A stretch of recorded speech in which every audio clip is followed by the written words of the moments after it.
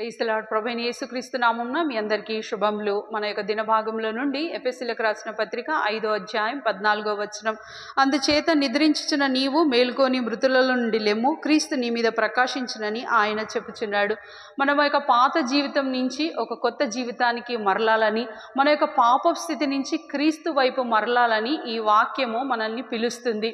ఎలాగంటే మన దేవునితో మనం ఆధ్యాత్మికంగా వేరు చేయబడిన స్థితి సూచిస్తూ ఉంది. ఒక చెట్టు నుంచి ఒక కొమ్మ వేరైనప్పుడు, విరిచివేయబడినప్పుడు ఎంబటే ఏం ఎండిపోదు. ఆ రోజు బాగానే పచ్చగానే ఉంటుంది, తెల్లారితే కూడా పచ్చగానే ఉంటుంది. కానీ మధ్యాహ్నం నుంచి వాడిపోవడం మొదలు పెడుతుంది.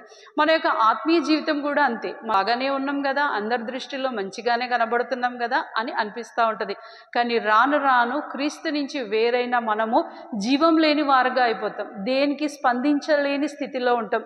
ఆ ఆత్మదేవుడు మనల్ని పిలిచిన ఆయన ప్రేమను కూడా మనము రుచి చూసి కూడా వెనక చూడలేని స్థితిలో ఉంటాం.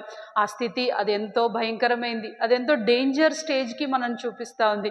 అందుకని ప్రభు యొక్క గొప్ప మాటతో మనల్ని పిలుస్తున్నాడు, తిరిగి మేలుకొనుము. క్రీస్తు యొక్క గొప్ప వెలుగు మన మీద ప్రకాశించబోతుంది.